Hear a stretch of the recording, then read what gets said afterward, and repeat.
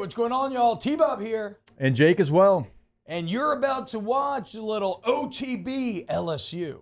We're going to give you all the latest, greatest between LSU football, baseball, women's basketball, softball, and everything in between. Bottom line, if you want to talk Tigers, keep it locked, subscribe, like it. I thought Nuss had a really good day. The receivers had a good day. The tight end struggled in the run game. We've talked about that. The offensive line certainly can go up there. I thought John Emery had a really nice day. The other running backs, you'd like to see them run behind their pads a little bit more, minus a little. Okay, that's actually got to go up a lot. God, really for Nuss, it was one throw. Mm-hmm. I mean, the biggest throw in the game, but it was one throw. But for his first regular season start, I thought there was a lot of good.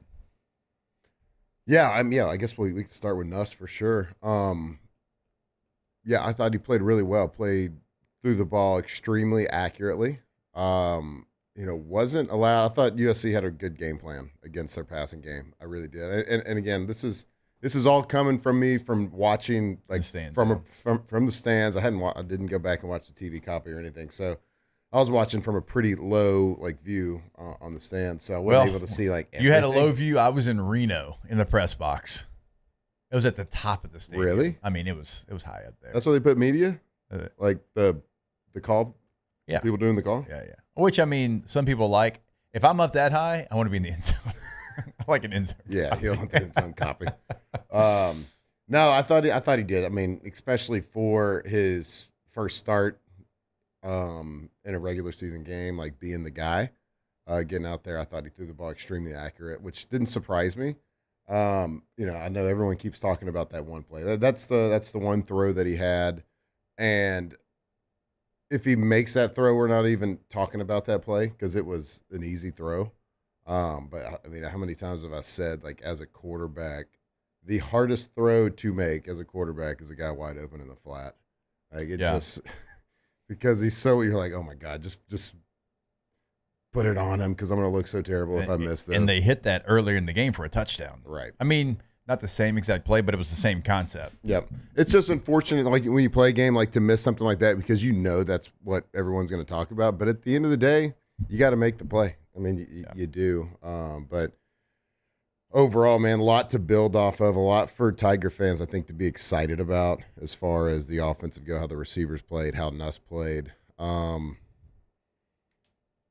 again, I thought USC did a really good job. I thought they had a good game plan against us. They didn't allow us to take a lot of shots. I mean, Garrett Nuss had to take a lot of checkdowns, which I was cheering so hard, him coming down to his third, fourth read, taking checkdowns. Did a great job with it. But he's, people around me were like, oh, throw it down the field, which, you want to see as a fan. Yeah. But it's like, look, he's taking what they're only giving him these stop routes outside. Yeah. They're only giving him these short throws, and he's making them. And he's making good throws, tightly contested balls, putting them on the outside shoulder. I mean, he made a lot of throws out there, which looked, from where I was saying, was the only throw to make at the time. But if he doesn't throw it perfect, it's a pick or a pick six. And he made some big league throws. I thought that a lot of people that only got 4, 5, 6 yards. Yeah. But they kept them on time and on schedule. But they're things that if he makes little tiny mistakes, then they're going the other way. So I thought he did a good job. Run game. I thought we were. We've been saying it for a couple of years. Like I didn't think we were dynamic enough in the run game. I heard you talking about the 3rd and 1 on the hurry up call. I am not a fan of the hurry up.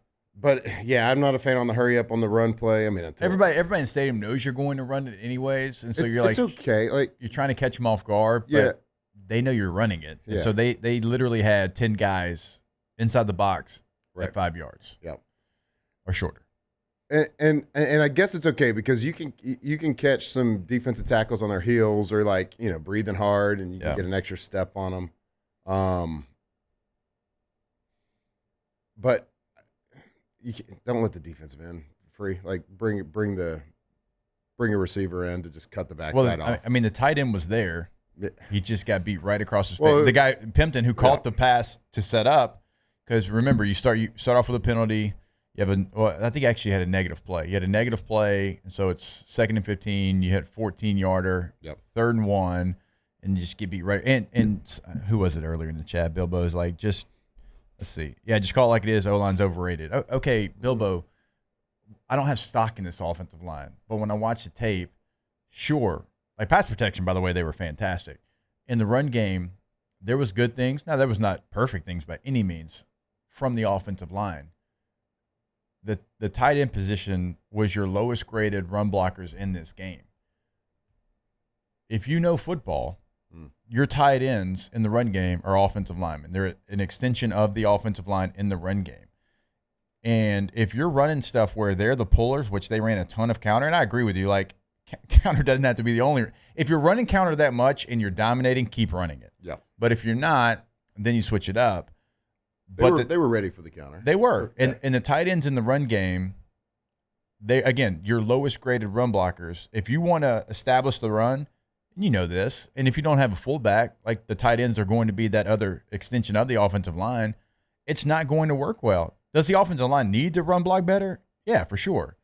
But the tight ends have to come a long way. If you want to be that team, if that's your identity and who you want to be, that has to go up. Have to give the running back, the ball carrier, like a read. You have to give him daylight to look at and to know where to. So you have to not make the perfect block. You have to make a full speed block. Whether you get him locked up or not, you have to make that defender go inside or outside of you. You have to make him go where you want him to. Yeah. And it doesn't matter if it's a perfect block. Thump him. Yeah. Thump him hard. Because if he's thumped hard, the running back, like especially if you're the second puller, that running back's going to be on your heels. Yeah. It's not like you got to pull. Like sometimes in power, a guard has to pull. He's got to make the good block and lock him up and be on him for a half second, 1 second. Like if you're the second puller, it's all about full speed, and you torpedo his inside shoulder, his outside shoulder, his nose, whatever you do, and it creates daylight. And even if he's not locked up and he just like gets backed up a little bit, a stalemate's a win. Like for a split second, there's a collision point where both people are like shaking a little bit, right? Yeah, and like, that's the good stuff. This is coming from a quarterback, so I didn't but that's do this the good a lot. stuff. You're right. But like it gives that running back a read, and like there, I mean, that's just just clogging up the hole. It's clogging up the hole. The guy's in my lap now. It's just like on the flip side of it, if you've got bad defensive tackle play and you're a linebacker and the D tackle's getting dominated, he's in your lap. What are you gonna do? Yep. You don't know what to do because you got a player in front of you and he's not giving you a read. Same thing on offense. Yep. And those are the things that if that's going to be who you are, and look, I guarantee you they're coaching the hell out of that right now, but if that's going to be who you are, if you want to be that team, that has to go up 7 notches. Mm-hmm. Because again, you can't be a counter run team and then have your tight ends be the lowest graded players in the run game. Yeah, and like if I'm coaching it today, I'm saying I don't care if you miss the guy completely. Like I can coach aiming point. Yeah. Like we can talk aiming point all day long, but you can't pitter patter into the block.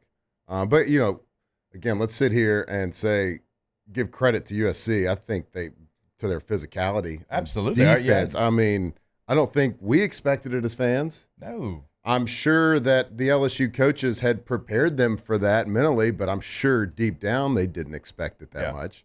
That was a different USC defense than we've seen, and credit to them. They played a really good game. I thought the game overall was a very high-quality first football game of the season. I said that earlier. It was a clean game. It was clean, yeah. No turnovers, honestly, outside of Nuss's last pass, you're trying to make a play, and it's going to be a pitch around thing, and he threw an interception there. But sure. And the penalties that you had, a lot of them were easy ones to create, self-inflicted. Yeah. Like you get personal fouls, which first game, man. But you're playing so hard, so fast, and man, you're so tired of seeing. As an LSU player, you're so tired of hitting somebody else with a yellow helmet on. It's not excusable, but it's kind of understandable a little bit, I guess, for everybody.